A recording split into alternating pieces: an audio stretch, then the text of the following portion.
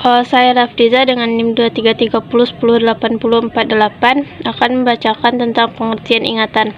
Aktivitas-aktivitas pribadi seseorang tidak hanya ditentukan oleh pengalaman masa kini, tetapi juga dipengaruhi oleh proses kehidupan masa lalu atau sejarah kehidupan pribadi. Dari kenyataan ini, dia dituntut untuk mampu menerima, menyimpan, dan memproduksi kesan. Kemampuan seperti inilah yang disebut sebagai ingatan. Apabila seseorang tidak dapat mengingat apapun mengenai pengalaman masa lalunya, berarti dia tidak dapat belajar tentang aktivitas-aktivitas yang terjadi dalam lingkungan,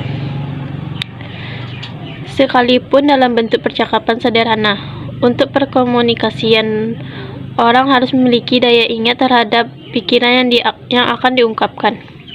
Tanpa ingatan, orang tidak mampu merefleksikan diri, karena pemahaman diri tergantung pada kesadaran yang berkesinambungan dan hanya dapat dilaksanakan dengan adanya ingatan. Jadi, ingatan merupakan proses langsung dalam mengangkat kembali informasi yang diterima dalam kesadaran. Ingatan adalah suatu daya jiwa yang dapat menerima, menyimpan, dan memproduksi kembali pengertian-pengertian atau tanggapan-tanggapan kita. Baik, saya akan melanjutkan materi yang kedua, yaitu jenis-jenis ingatan atau memori. Yang pertama yaitu memori jangka pendek atau short term memory, atau dikenal juga dengan immediate memory. Adalah jenis memori yang bekerja sangat singkat dan hanya bertahan sesaat saja. Proses ini mengingatnya cenderung dipaksakan dan disegerakan karena keterbatasannya dalam proses menyimpan informasi dan menggunakan teknik-teknik tertentu seperti chunk, jembatan keledai, pengulangan-pengulangan, dan sebagainya. Yang kedua yaitu memori jangka panjang atau long term memory, merupakan mempunyai kemampuan menyimpan informasi dalam jangka waktu yang sangat lama dan cenderung menetap dalam otak atau tidak akan hilang. Kemampuan tersebut sangat tergantung pada proses penyimpanannya, bagaimana dan dengan cara bagaimana sebuah informasi itu disimpan. Ada banyak faktor yang mempengaruhi kualitas penyimpanan dalam memori jangka panjang. Sekian, terima kasih. Assalamualaikum warahmatullahi wabarakatuh. Baik, terima kasih kepada moderator. Baik, di sini Jinda akan melanjutkan yaitu materi bagian proses ingatan. Yang pertama itu Bagito tahun 2004 yang menjelaskan bahwa ada 3 hal tahapan mengingat, yaitu mulai dari memasukkan, menyimpan, menimbulkan kembali. Lebih jelasnya lagi adalah sebagai berikut. Yang pertama itu memasukkan atau learning. Cara memperoleh ingatan pada dasarnya dibagi menjadi 2, yaitu ingatan secara sengaja. Secara sengaja, seseorang dengan sengaja memasukkan informasi pengetahuan dan pengalaman-pengalaman ke dalam ingatannya. Yang kedua, secara tidak sengaja. Secara tidak sengaja yaitu memasukkan pengetahuan, pengalaman dan informasi ke dalam ingatannya. Misalnya, jika gelas kaca terjatuh, maka akan pecah. Informasi ini disimpan sebagai pengertian penjurusan kode penyimpanan, pengingatan kembali. Yang kedua itu adalah bagian menyimpan. Tahapan kedua dari ingatan adalah penyimpanan atau retention. Apa yang telah dipelajari biasanya akan tersimpan dalam bentuk objek dan jejak-jejak, dan dapat ditimbulkan kembali. Jejak-jejak tersebut biasa juga disebut dengan memori trackers. Walaupun disimpan, namun jika tidak sering digunakan, maka memori trackers tersebut mungkin sulit untuk ditimbulkan kembali, bahkan juga hilang, dan ini disebut dengan kelupaan. Yang ketiga itu menimbulkan kembali atau remembering.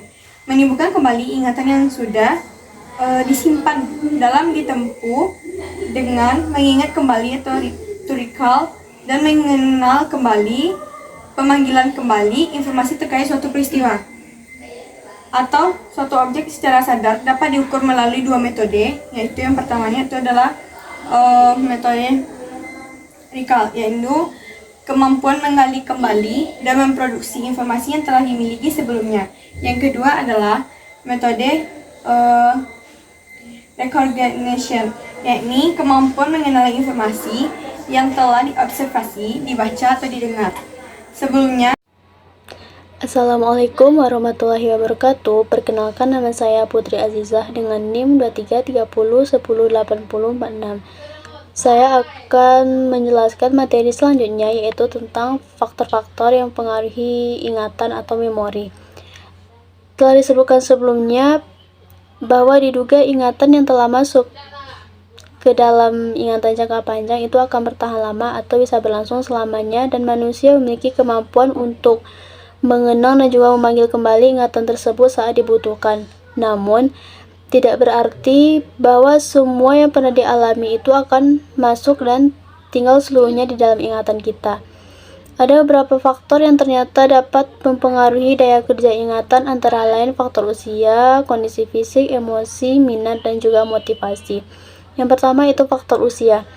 Ingatan yang paling tajam pada manusia kurang lebih pada masa kanak-kanak dari umur 10 sampai dengan 14 tahun, dan ini berlaku untuk ingatan yang bersifat mekanis, yakni ingatan untuk kesan-kesan penginderaan.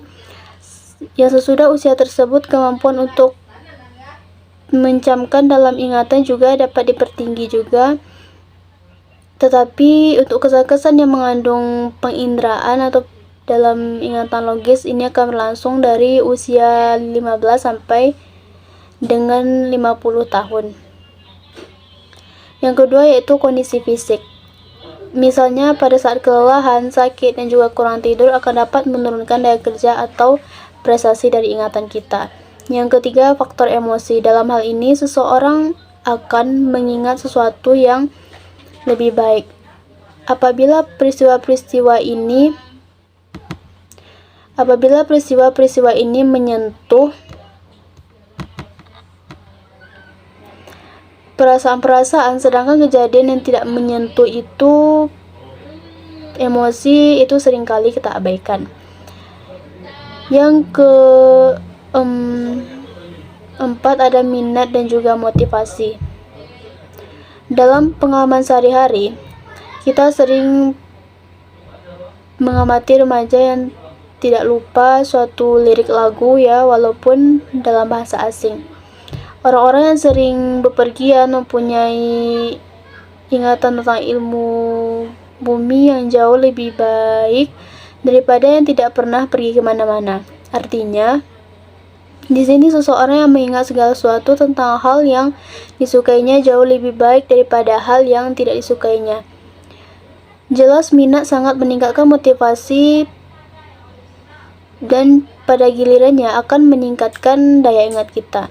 Menurut Karl Lewis, seorang psikolog Jerman, minat dan motivasi berarti konsentrasi energi atau force pada sektor atau region tertentu dalam kesadaran. Konsentrasi energi inilah yang akan menyebabkan suatu hal tidak begitu saja akan dilupakan. Sekian penjelasan dari saya. Assalamualaikum warahmatullahi wabarakatuh.